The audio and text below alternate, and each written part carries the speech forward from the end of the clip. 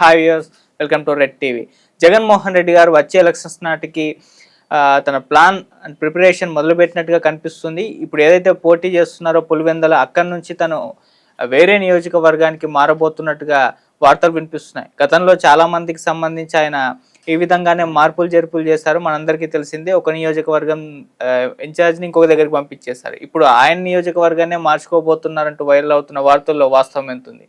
దీనికి సంబంధించి డిస్కస్ చేయడానికి ప్రజెంట్ మనతో పాటు senior journalist doctor Durga Vadlamani గారు ఉన్నారు. వారిని అడిగి తెలిసిన ప్రయత్నం చేద్దాం. నమస్కారం మేడం. నమస్తే అండి. సో జగన్మోహన్ రెడ్డి గారు ఈ విధంగా తన నియోజకవర్గాన్ని మార్చుకోబోతున్నారని వినిపిస్తుంది మేడం. మరి వేరే నియోజకవర్గం నుంచి పోటీ చేస్తే ఎలా ఉంటుంది? నిజంగా మార్చుకోబోతున్నారా? మరి దాని ఇంపాక్ట్ ఏమైనా ఉంటుందా, ఉండదా? అంటే ఇది మీరు నేను అంటున్న మాట కాదు, వాళ్ళకి సంబంధించిన అనలిస్టులు వాళ్ళు ఉంటారు కదా, వాళ్ళ పార్టీ అనలిస్టులు వాళ్ళు అంటున్నారని తెలుస్తుంది. దేశంలో అన్ని చేంజ్ అయ్యాయి, మీ నగలు కూడా చేంజ్ చేయండి. మీ పాత నగకు గ్రాముకి 150 రూపాయలు ఎక్స్ట్రా పొంది కొత్త నగలు తీసుకోండి.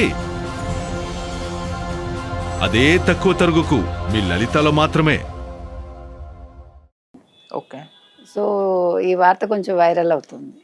అయితే ఇక్కడ రెండు అంశాలు. ఒకటి, జగన్మోహన్ రెడ్డి నిజంగా తన నియోజకవర్గం మార్చుకుంటారా? ఇందాక మీరు అన్నట్టుగా గత ఎన్నికల్లో ఒక 80 మందికి కొత్త వాళ్ళకి ఇచ్చాడు ఆయన. తర్వాత ఒక నియోజకవర్గానికి చెందిన వాళ్ళని ఇంకో నియోజకవర్గానికి పంపించారు.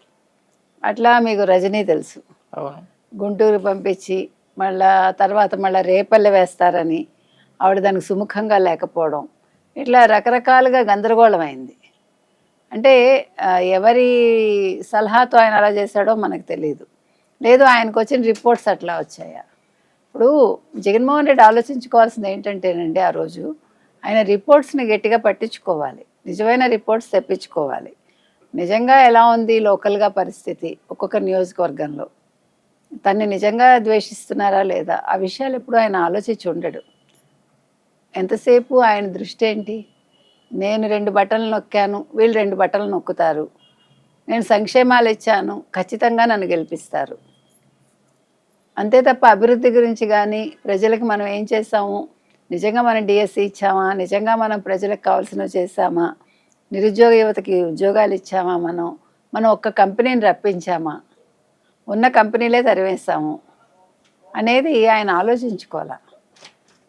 అయితే ఇప్పుడు ఎందుకు మారుతాడు ఆయన? ఎందుకు మారుతాడంటే పులివెందుల్లో ఆయన పని అయిపోయింది అని ఆయనకి ఏమైనా ఖచ్చితంగా తెలిసిందా?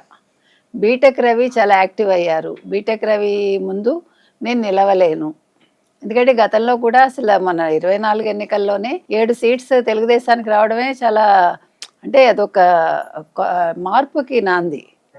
సో ఈసారి ఇంకా ఎక్కువ వస్తాయి. మరి పులివెందుల్లోనే జగన్మోహన్ రెడ్డి గెలవరు అనే ఒక టాక్ కూడా వినిపిస్తుంది. సో ఈ నేపథ్యంలో ఆయన ఏం చేద్దాం అనుకుంటున్నారు? వై నాట్ కుప్పం అన్నాడు కదా లాస్ట్ టైం. సో అందుకని కుప్పం నుంచి నిలుస్తాడా? చంద్రబాబు గారి ఇలాకాలో ఈయన గెలిచి చూపిస్తారా? లేదు, నా శత్రువు పవన్ కళ్యాణ్ నాకు కాపు ఓట్లు రాకుండా చేశాడు, ముద్రగడని నేను దగ్గరికి తీసుకున్నా కూడా ముద్రగడ వల్ల నాకు ప్రయోజనం లేకపోయింది, పవన్ కళ్యాణ్ నా మాట వినలేదు కాబట్టి పవన్కి ఎదురుగా నిలుస్తాడా? పిఠాపురంలో ప్రజలు మరి యాక్సెప్ట్ చేస్తారా? ఒకవేళ పిఠాపురంలో నిలిస్తే 0 జగన్ అవుతాడా? 11 జగన్ కాస్త 0 జగన్ అవుతారా? లేదంటే మంగళగిరి వెళ్తారా?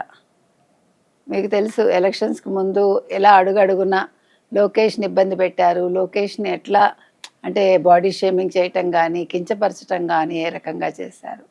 మరి అటువంటి లోకేష్కి చెందిన మంగళగిరి నియోజకవర్గాల్లో నిల్చునే దమ్ము ధైర్యం జగన్కున్నాయా? ఎందుకంటే లోకేష్ అంటే అక్కడ ప్రజలను ఎత్తిన పెట్టుకుంటారు. మరి ఏ ధైర్యంతో ఆయన మంగళగిరిలో నిల్చుంటారు?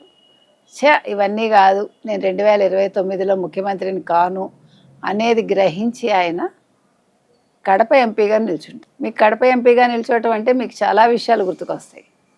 ఒకటి, వివేకానంద రెడ్డి హత్య, 7 గొట్టలిపోట్లు. సో వివేకానంద రెడ్డి హత్య ఎందుకు జరిగింది? నేను కాకపోతే షర్మిల నిల్చోవాలన్నాడు ఆయన. ఒక కుటుంబంలో ఒకళ్ళే రాజకీయాల్లో ఉండాలి, మహిళలు ఉండకూడదు అనే ఉద్దేశంతో ఆయన ఏం చేశాడు? చెల్లిని దూరం పెట్టాడు. ఆస్తి తగాదాలు కూడా ఉన్నాయనుకోండి. సో అవినాష్ని నిల్చోబెట్టాడు. సో ఈసారి అవినాష్ని పక్కకు పెట్టి తనే ఎంపీగా నిల్చుంటాడా? నేను ఎలాగా లోకల్గా గెలవను, ముఖ్యమంత్రిని కాను, మరోసారి పరాభవం ఎందుకు అనుకుని ఆయన ఎంపీగా నిల్చుంటారా అంటే మరి వేచి చూడాలి, మనకు తెలీదు. Okay madam. అంటే పులివెందుల్లో గెలవను అనే రిపోర్ట్స్ వచ్చి ఈ నిర్ణయం తీసుకోబోతున్నారా మేడం? అంటే ఎందుకు పులివెందులు అంటే ఆయన ఈ మధ్యన సర్వే చేశారని అంటున్నారు. సర్వేలో ఆయనకు చాలా నెగిటివ్గా ఉంది. ఆయనకి ఉత్తరాంధ్రలో కూడా బలం లేదు.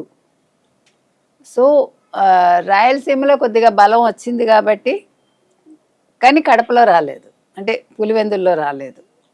సో అవన్నీ చూసుకున్నాక, ఎక్కడెక్కడ ఎలా ఉంది చూసుకున్నాక, నేను ఎక్కడ నిల్చుంటే బెటర్ అనే దాని మీద ఆయన సర్వే చేయించుకుంటున్నారని తెలుస్తుంది.